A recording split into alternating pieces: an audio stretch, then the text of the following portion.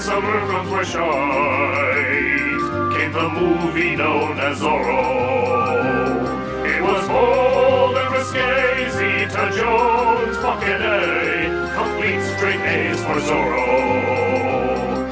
Zorro, winning box office with ease. Zorro, is white, a total tease. 6 years too late, on a cruel twist of fate, came a less impressive Zorro. He was drunk and he prayed, made us crave the gateway, was a sad day for poor Zorro. Zorro, with slapstick that's just some shit. Zorro, a kid, goddammit, a kid. Zorro, stunts like a fucking cartoon. Zorro, a lame and sucky buffoon. Zorro, Zorro, Zorro,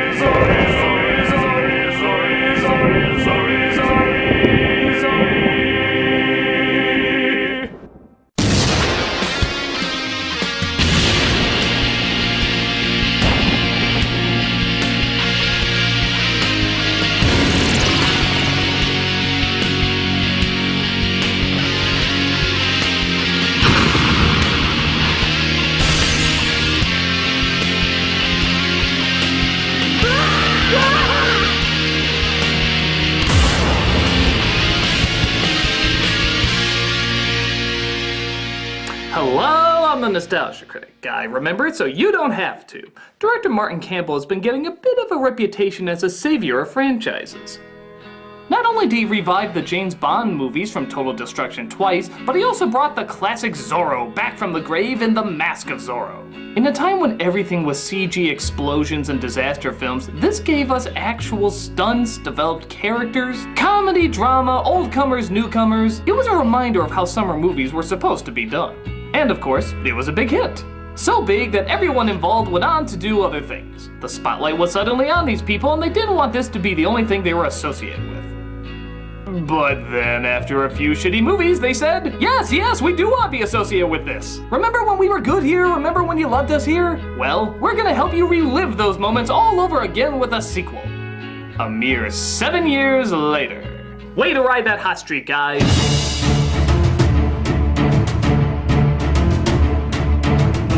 But hey, even if something came out 6 years too late, it doesn't mean it necessarily makes it a bad product.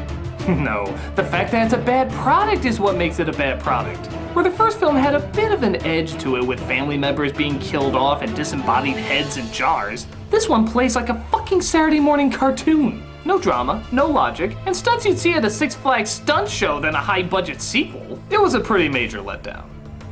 But it's one thing to talk about it, it's something else entirely to experience it. So, let's take a look at Hollywood's shitty ass sequel. So California is on the verge of becoming the 31st state as an election is held to hopefully merge with the Union. Insert immediate stupid as Zorro himself apparently votes in the election. That must have been an interesting registration form to fill out. Okay, sir, if you could please fill out your... No, sir, that's a... I'm going to need your full name. Sir, this won't count if you... Okay, whatever. But a villain with 2 frozen strips of bacon on his face comes to steal the ballots by... shooting their hats off.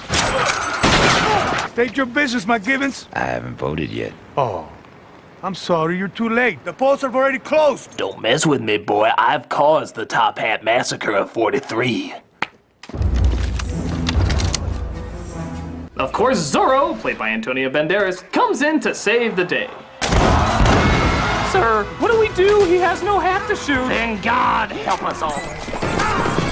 They literally tried to steal the election by putting the votes in a carriage with the world's fucking strongest horses. That's solid brick. What kind of steroid oats are you feeding these things?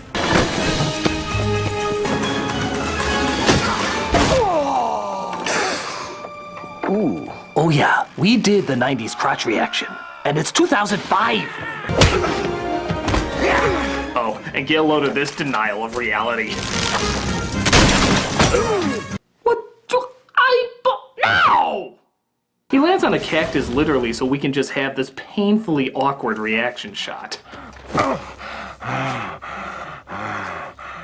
Jesus, even Wile E. Coyote, who's had God knows how many reactions to cactus, is like... Yeah, that was weird. Two men end up seeing Zorro without his mask, but right now that's not an issue, as Zorro has saved the votes. Yay, a dark masked man whose identity is unknown is handing us our ballots. Surely this is still legit, right? In 3 months, every vote of every pueblo around California will be counted. And it is my hope that we will finally call ourselves Americans. I don't know, this film seems way too Americanized already. This, of course, brings him back to his lovely wife Elena, played by Catherine Zeta-Jones. Cowboy! Cowboy! Ow! By the way, get used to this tracking shot while the music swoons. They milk it more than the two fat ladies' butter factory.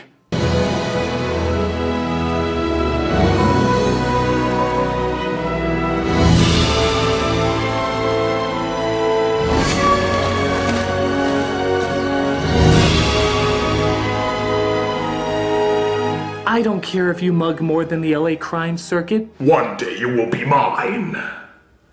Though it seems he's returned home to both her and his son, he suddenly realizes that Zorro's days may still not be over. No, here's me. Here is quitting. We're this far apart. You know I'm Catherine Zeta-Jones, right? Where's that proof? That you do not know your own son. But they summon Zorro by ringing the bell 5 times because... I'm sure it was cheaper than this. And he rides off to save the day again. The following morning, Joan starts to feel like she's being watched.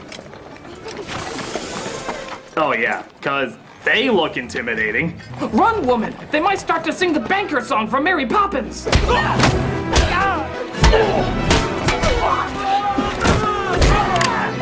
Yes, I probably should have opened with that. Can I interest you in a show about an island that was ruined by a writer's strike? We then see Banderas at, wait a minute, wasn't the last time we saw him he was being summoned as Zorro? Yeah, they ring the bells, he gets in the costume, he rides off. What the fuck happened in between here? Quickly, Zorro, 3 naked men in a bathtub are in need of a dealer. Where are you going? To beg Elena's forgiveness. But just when he realizes he should spend more time with his family and is about to change his ways, his wife issues him a Z-voice. Oh really? In 1850, huh? Hell, you couldn't even get away with this in 1950. I think just thinking the word back then was probably illegal. So rather than, oh, I don't know, just talk to her or admit he was wrong, he does the more logical route by getting blind, stinking drunk and bad-talking her for about 3 months. What happened to my clothes? I removed them last night so you wouldn't catch pneumonia. After you came back from the cantina, you went for a spin. This hotel doesn't have a pool. We have a fountain. Zorro, Zorro, he sleeps 5 hours past noon. Zorro, Zorro, we doubt he'll sober up soon. This doesn't set well with his son Joaquin, who is starting to get restless in his studies. And how exactly does a flaming poker fit into your little theory? It fits in your butt. Come here. Demonio! No? Okay, but before we proceed any further, I just want to give you fair warning. This is the stupidest thing you'll see in an action film for a long time. It's actually kind of amazing. If you're wearing glasses or any kind of eyewear at all, be ready to drop them because this will result in an immediate facepalm.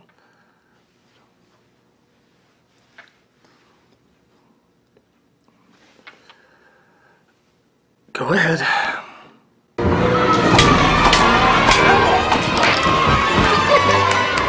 What the hell am I watching right now? This can't be for real. This cannot be for fucking real. How can the prior film that brought us decapitation, slicing up others, years of torture, bring us this second grader fan fiction bullshit? It is so mind-bogglingly stupid that I actually refuse to believe it really happened. In my opinion, this is all just a fantasy going on in the kid's head while in reality he's getting his ass thrashed, and this is his only way coping with it. I'm jumping out of the classroom. I just had a sword fight with the teacher. All the kids are chanting my name. But But his father sees what he did, resulting in what else? Absolutely nothing. Yeah, no punishment, no talking. He doesn't even send him back to his fucking class. He simply asks, what's with him? What's with you, huh? Christ, no wonder your wife left you. Your parenting skills are on par with Octomom. But, big surprise, his dumb behavior doesn't stop there. He's invited to a party hosted by Rufus, I'll pretty much be the bad guy in everything I'm in so well, where he discovers, of course, that Jones is getting married to him after being separated for only 3 months. Alejandro. Elena. Armand? De la Vega. Count. Donkey! Thus, our brave and virtuous Zorro gets plastered and makes a complete dick of himself. Perhaps you should wear lipstick if you're gonna act like my mother. I can handle her. Fall to your knees and beg me to take you back. Zorro's so drunk he can't even walk. Zorro, his ex-wife he likes to stalk. After getting thrown out of the party, he finds a corner to go get drunk in where, believe it or not, even his horse starts to drink with him. Hey, get it down!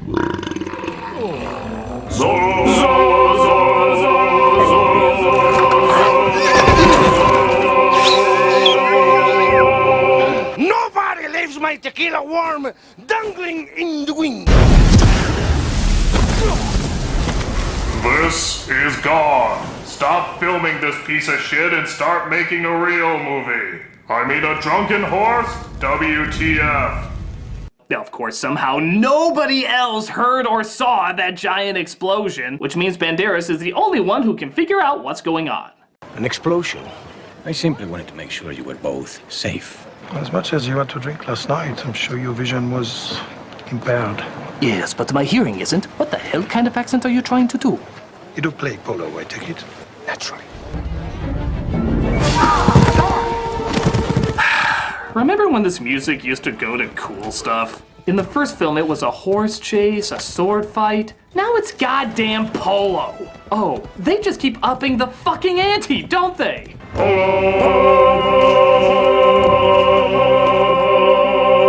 To the victor, go the spoils. So, after that completely pointless exchange, Temporary Tattoos here goes to steal the deed to a person's house so he can own their land. Please, senor. This land is all we have.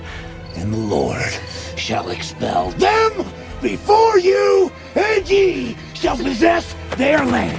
You know, I don't think he knows what those words actually mean. I think he just memorized random passages thinking they'll sound important. And Samson visited his wife with a young goat and said, I will go into my wife in her room.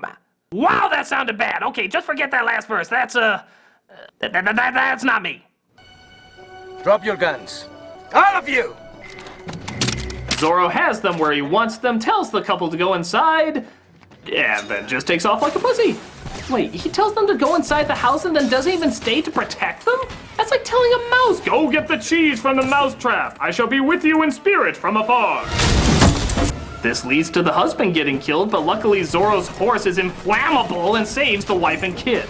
Are horses just like super beings in this world? Eventually, Zorro sneaks into the bad guy's house while Jones does pretty much the exact same thing. Where is the bathroom? I would like to powder my cheeks. Yes, your tan does seem to be coming off. Feliz Navidad, assholes. I am Zorro. Ho, ho, ho. It'll take my boys 2 days to cover the quarter mile. Otherwise, you get nothing. Listen to me, you backwards-ass frog. You hedge on my money, you won't ever see me come. Christ, I am so bad at what I do. Do you have a Bible quote you're especially afraid of? Our two heroes bump into each other after snooping around, leading to Zorro having to hide.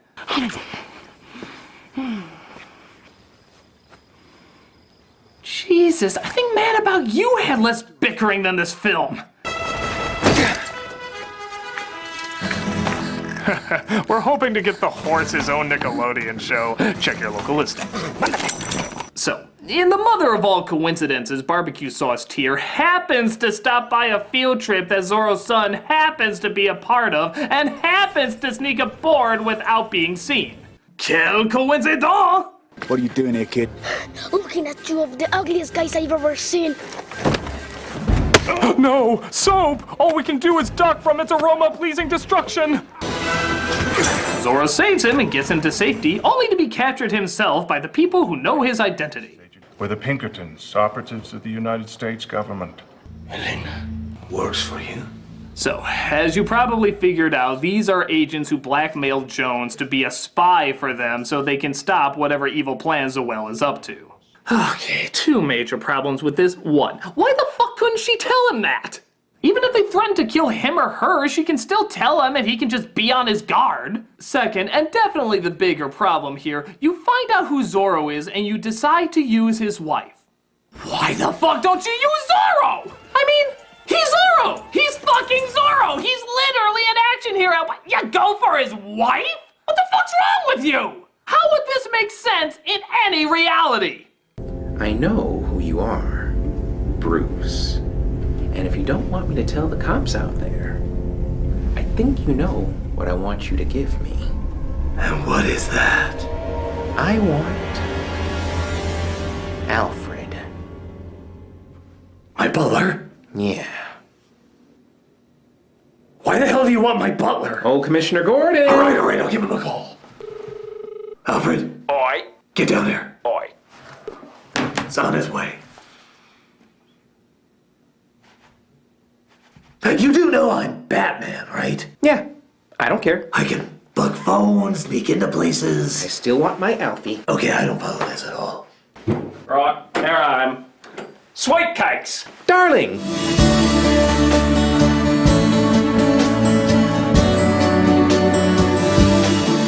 I can do gasoline drawings on a bridge! We don't care! I am so done with this gig.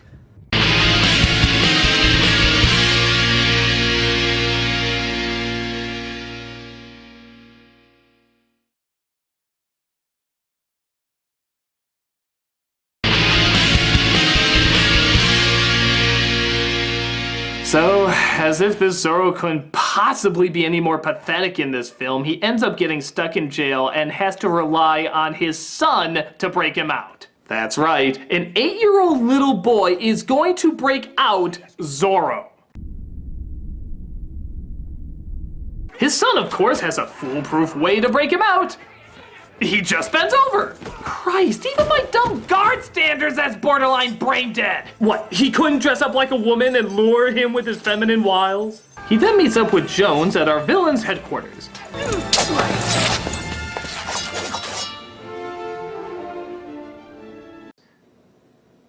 Survey says... Pretty lame, that was pretty lame. They then discover that Zoel is part of the Knights of Evil Smoky Rooms who want to stop California from becoming a state as well as destroy all of America. Power of the United States will be so great, it will overshadow us. But America has one weakness. Just one? It's people. Well, sure, and all of this. Nitroglycerin. They are preparing to launch a preemptive strike against Washington. I've heard enough. Brothers, you know my spirit is with you. But we risk antagonizing a sleeping giant if we fail. I'll see myself out. As a member of an evil organization, I expect no retaliations resulting in the end of me whatsoever. Lord Dillingham? Oh, yes? Would a demonstration put your mind at ease? Actually, I think it would. Thank you very much. By God, I could hear that cliche all the way over here. Unless you come to confess, you have no business here, McGivens. So Interview with a Redneck Vampire hears that Zorro visited the priest and dropped off the boy there. And like most religious nuts, he shouts his damn Bible quotes everywhere except in the goddamn church. All right, I'll tell you. Wow, I really do think this is the most useless villain I have ever seen on film. I mean, he hasn't done one thing correctly. I think the killer from Scream had less pratfalls than this guy. I'm so sorry, Padre. If you had a hat, I would have shot that. They take the kid away as Zorro, the master of disguise, sneaks in to where they're making the nitro without ever being noted. Everybody just come down with a case of the stupids? Seriously, how many people are working in this damn place? Not one of them? Fucking one of them notices that one of them is wearing a black mask and is so obviously Zorro? All of him is exposed except for his hat! Haha, we got you now, Zorro. Santa Claus. Our apologies. We thought you were Zorro. Oh, it's no problem. But for your disobedience, go cut your heads off. But only the Emperor can demand such... Your Majesty. Now get to the choppy.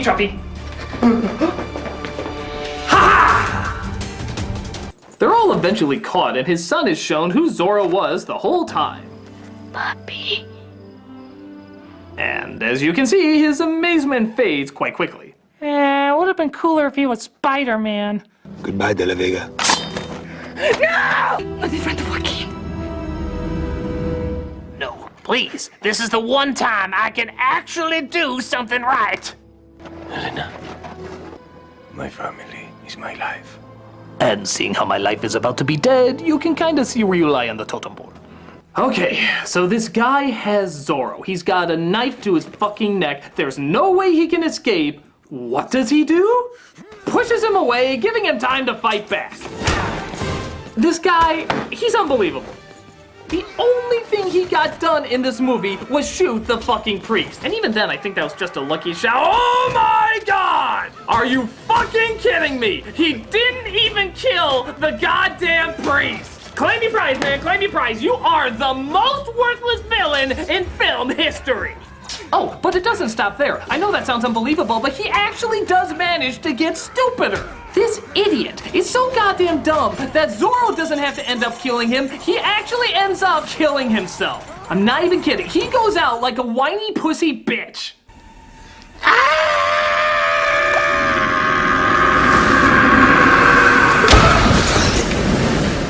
Even his scream was embarrassing. Give it up for him, ladies and gentlemen. We will never see a less intimidating antagonist. Well done, sir. Well done. Oh, and how did the priest survive that gunshot, you might ask? Guess. No, really guess, because there's only one thing to guess, and it's, of course, the right answer. You know you're thinking it. Go ahead. You can say it out loud. The cross stopped the bullet. God works in mysterious cliches. Fuck, Kirk Cameron is more subtle than you. So he goes after a train filled with nitro, which also holds his family, and coincidentally picks the exact right window to punch. To be fair, though, I do love this line. So the devil will know. Thank you. I can handle my own paperwork. They strap John Murdoch to the front of the train where he blows up with the nitro, and thank God somebody started to build a brick wall, but then stops 1/80th of the way through.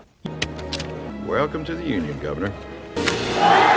Yay, we belong to a country that's still using slavery! Freedom! Wonderful freedom!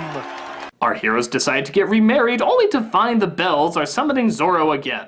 And I guess everybody's okay with him abandoning his family now. Padre, can you hurry it up a little? The people are calling. Let's hear it for our hero who has gone through absolutely no change whatsoever. Debbie, Debbie, Debbie, Debbie, Debbie, Debbie, Debbie, Debbie, Debbie, Debbie, Debbie, Debbie. Jesus Christ, what the hell happened?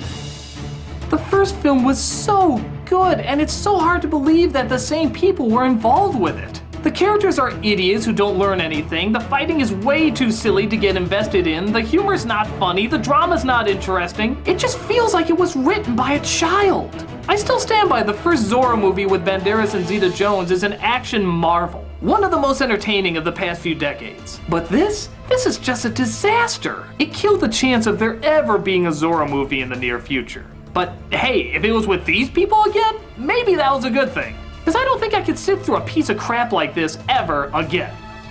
Well, maybe they changed one thing. That could work. Nah, it's still stupid. I'm the Nostalgia Critic, I remember, so you don't have to.